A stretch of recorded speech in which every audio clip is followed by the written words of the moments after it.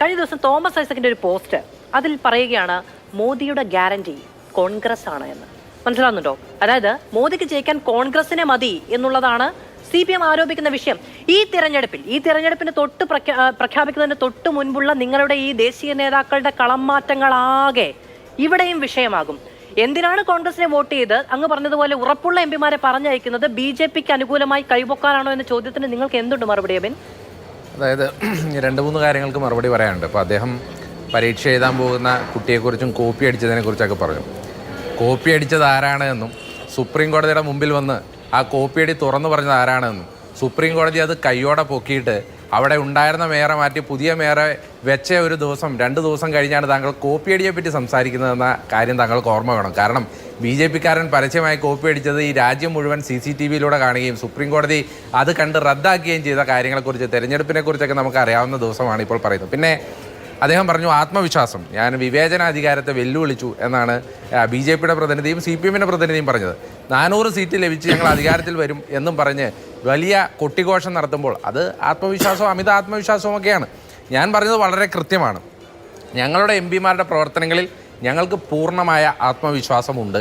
അവർ വീണ്ടും തിരഞ്ഞെടുക്കപ്പെടും എന്നുള്ള കാര്യത്തിൽ ഞങ്ങൾക്ക് പൂർണ്ണമായ ആത്മവിശ്വാസമുണ്ട്. അവർ കഴിഞ്ഞ 5 കൊല്ലമായി ആ മണ്ഡലങ്ങളിൽ പ്രവർത്തിച്ചു വരികയാണ്.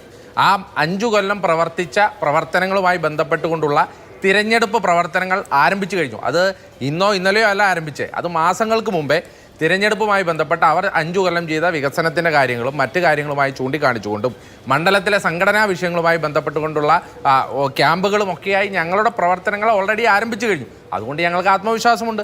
ഭൂരിഭാഗം സീറ്റുകളിലും വന്നല്ല 20 സീറ്റുകളിലും കഴിഞ്ഞ പ്രാവശ്യം നഷ്ടപ്പെട്ട ആലപ്പുഴയും തിരിച്ചു പിടിക്കാൻ പറ്റുമെന്നുള്ള ആത്മവിശ്വാസം കോൺഗ്രസിനുണ്ട്. അത് ഞാൻ പ്രകടിപ്പിച്ചു എന്നുള്ളതേ ഉള്ളൂ. അതിൽ നിങ്ങളാരും അസ്വസ്ഥരാകേണ്ട കാര്യമില്ല. പിന്നെ താങ്കൾ ഇപ്പോൾ സൂചിപ്പിച്ച കാര്യം, ഇപ്പോൾ ഇവിടെ ഓരോ പാർട്ടിയിൽ നിന്നും മാറി BJPയിൽ വരുന്ന നേതാക്കന്മാരുടെ കാര്യത്തിൽ അത് വാഷിംഗ് മെഷീനാണ് മാധു. അതായത് അജിത് പവാർ, ഇവർ വലിയ അഴിമതി ആരോപണം ഉന്നയിച്ചു. അഴിമതി ആരോപണം ഉന്നയിച്ച അജിത് പവാർ BJPയുമായി കൂടിയപ്പോൾ വാഷിംഗ് മെഷീനായി, അഴിമതി ആരോപണം കഴുകിപ്പോയി. ഇവർ അശോക് ചവാൻ അഴിമതി ആരോപണം ഉന്നയിച്ചു, ED ക്വസ്റ്റ്യൻ ചെയ്യാൻ പോകുന്ന ഘട്ടത്തിൽ അപ്പോൾ തന്നെ BJPയിൽ പോയി വാഷിംഗ് മെഷീനായി. ഇങ്ങനെ ഓരോ ഘട്ടത്തിലും ഓരോ നേതാക്കന്മാർ BJPയിലേക്ക് ചെല്ലുമ്പോൾ, അഴിമതി ആരോപണം ഉന്നയിച്ച് BJPയിൽ ചെല്ലുമ്പോൾ വാഷിംഗ് മെഷീനായി കഴുകി തെളിയിച്ചെടുക്കുന്ന ജോലിയാണ് BJP ചെയ്യുന്നത് എന്നുള്ളത് നമുക്കറിയാം. പിന്നെ ഈ രാജ്യത്തിൻ്റെ ഇപ്പോൾ ഈ കഴിഞ്ഞ 10 കൊല്ലത്തിനിടയിൽ ഞങ്ങൾ മുന്നോട്ട് വെക്കുന്ന രാഷ്ട്രീയം വളരെ കൃത്യമാണ്. ഇപ്പോൾ അദ്ദേഹം പറഞ്ഞു ഓക്സ്ഫോർഡിൽ പ്രസംഗിക്കാൻ പോയി. ഇന്ത്യയുടെ പ്രധാനമന്ത്രിയെ ഓക്സ്ഫോർഡിൽ പ്രസംഗിക്കാൻ വിളിക്കാത്തതിന് കൊതി കുത്തിയിട്ട് വല്ല കാര്യമുണ്ടോ ശ്രീ സന്ദീപ് വാര്യർ? ഇന്ത്യയുടെ പ്രധാനമന്ത്രിക്ക് ഓക്സ്ഫോർഡിലോ വിദേശ സർവകലാശാലകളിലോ പോയി അങ്ങനെ ഒരു പ്രസംഗം കാഴ്ചവെക്കാൻ പറ്റാത്തതിൽ, അത് രാഹുൽ ഗാന്ധിയെ വിളിച്ച് അദ്ദേഹം അത് നടത്തുന്നതിൽ നിങ്ങൾ കൊതി കുത്തിയിട്ടോ അസൂയപ്പെട്ടിട്ടോ വല്ല കാര്യവുമുണ്ടോ?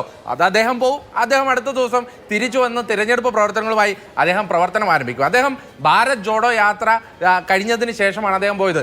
ഭാരത് ജോഡോ യാത്ര എത്ര നാളുകളായി ഇന്ത്യയിൽ ഉടനീളം അദ്ദേഹം നടന്നുകൊണ്ടും അല്ലാതെയും യാത്ര നടത്തുകയാണ്. എത്രയോ അധികം ആളുകളെ കാണുകയാണ്. എത്രയോ പ്രധാനപ്പെട്ട വിഷയം ഈ രാജ്യത്തിന് മുമ്പിലായിട്ട് വെക്കുകയാണ്. അപ്പോൾ ഇതൊക്കെ തിരഞ്ഞെടുപ്പുമായി ബന്ധപ്പെട്ട് അല്ലാത്തതുമായ വിഷയങ്ങളാണ് ശ്രീ രാഹുൽ ഗാന്ധി മുന്നോട്ട് വയ്ക്കുന്നത്. അതുകൊണ്ട് ഞങ്ങൾ വളരെ ആത്മവിശ്വാസത്തിലാണ്. ഇപ്പോൾ ഇവരുടെ അമിത ആത്മവിശ്വാസമാണ്. കാരണം എന്താ? ഇപ്പോൾ 2004 മുമ്പുള്ള ഒരവസ്ഥയെക്കുറിച്ച് നമുക്കറിയാം. 2004 മുമ്പ് ഇതുപോലെ തന്നെ ഇന്ത്യ ഷൈനിങ്, ഇന്ത്യ തിളങ്ങുന്നു എന്നുള്ള വലിയ മുദ്രാവാക്യവുമായി AB വാജ്പേയിയും അതുപോലെ തന്നെ പ്രമോദ് മഹാജനും ഒക്കെ വന്ന സാഹചര്യം ഓർമ്മ വേണം.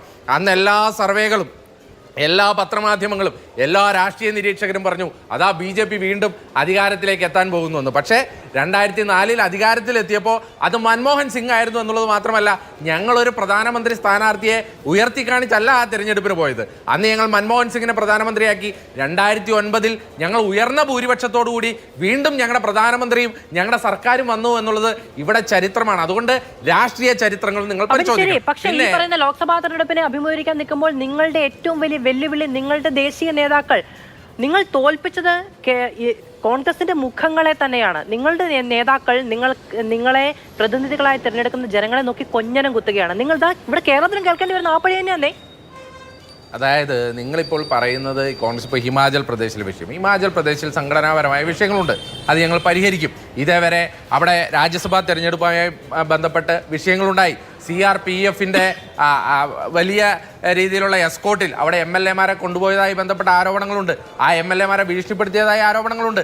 അതൊക്കെ പരിഹരിക്കാൻ കോൺഗ്രസിന് സാധിക്കും. പിന്നെ ഇത് വലിയ രീതിയിലുള്ള ഇവരുടെ പവർ പൊളിറ്റിക്സും മണി പൊളിറ്റിക്സും കഴിയുന്ന ഒരു വേളയിൽ വീടുകളിൽ ചെന്ന് ഒരു ചെറിയ ആരോപണങ്ങൾ ഉണ്ടെങ്കിൽ പോലും അവരുടെ വീടുകൾ റെഡി ചെയ്യുന്നു, അവരുടെ കുടുംബങ്ങളെ റെഡി ചെയ്യുന്നു, അവരുടെ കുടുംബങ്ങളെ ബന്ധവസ്ഥയിലാക്കുന്നു, അവരെ വലിയ രീതിയിലുള്ള പ്രതിരോധത്തിലാക്കുന്നു, അവർക്ക് വലിയ രീതിയിലുള്ള ഓഫറുകൾ വരുന്നു. ഇങ്ങനെയുള്ള സാഹചര്യങ്ങൾ ഉണ്ടാകുമ്പോൾ സ്വാഭാവികമാണ് മാധു, ഇത് ഇന്ത്യൻ രാഷ്ട്രീയത്തിൽ ഇത് 2014 ശേഷം നമ്മൾ കണ്ടുകൊണ്ടിരിക്കുന്ന പ്രവണതയാണ്.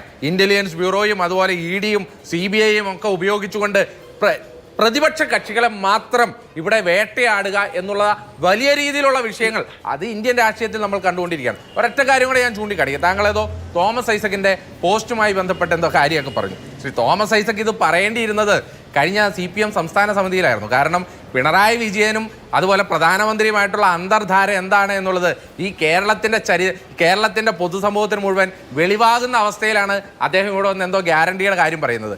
പ്രധാനമന്ത്രി മോദിയുടെ ഗ്യാരണ്ടിയിലാണ് മുഖ്യമന്ത്രി പിണറായി വിജയനും മകളും ഇന്ന് ക്ലിഫ് ഹൗസിൽ സമാധാനത്തോടു കൂടി ഉറങ്ങിക്കൊണ്ടിരിക്കുന്നത്. കാരണം 2019 തൊട്ടുള്ള കേന്ദ്ര അന്വേഷണം, 2021 തൊട്ട് മുഖ്യമന്ത്രിയുടെ മകളുമായി ബന്ധപ്പെട്ട കേന്ദ്ര അന്വേഷണം, ഇതേവരെ ഈ ഇന്ത്യയുടെ ചരിത്രത്തിൽ 2014 ശേഷം ഒരു മുഖ്യമന്ത്രിയുമായി ബന്ധപ്പെട്ട് ഇതിന്റെ 10-1 ആരോപണം ഉണ്ടായിട്ടുണ്ടെങ്കിൽ പോലും ആ മുഖ്യമന്ത്രിയുടെ വീട് റെയ്ഡ് ചെയ്യും, മക്കളെ റെയ്ഡ് ചെയ്യും. ഒറ്റ കാര്യം, മക്കളെ റെയ്ഡ് ചെയ്യും, അദ്ദേഹത്തിന്റെ സ്ഥാപനങ്ങൾ റെയ്ഡ് ചെയ്യും. ശ്രീമതി മാധു, നിങ്ങൾ ഓർക്കണം, 2019 മുതൽ ഇത്രയും ഗുരുതരമായ ആരോപണം, 2021 മുതൽ മകളുമായി ബന്ധപ്പെട്ട ആരോപണം ഉണ്ടായിട്ട് കേരളത്തിന്റെ മുഖ്യമന്ത്രിയുടെ വീട്ടിലേക്ക് ഈ കേന്ദ്ര അന്വേഷണ ഏജൻസികൾ ഒന്ന് ഒളിഞ്ഞു പോലും നോക്കിയിട്ടില്ല. എന്ന് പറഞ്ഞാൽ മോദിയുടെ ഗ്യാരണ്ടിയിലാണ് മുഖ്യമന്ത്രിയും മകളും കുടുംബവും ഇന്ന് സ്വസ്ഥമായി ക്ലിഫ് ഹൗസിൽ ആ അഴിമതി ഭരണത്തിന് കീഴിലും ഇപ്പോൾ താമസിച്ചുകൊണ്ടിരിക്കുന്നത് എന്നത് തോമസ് ഐസക്കിന് ഓർമ്മ വേണം.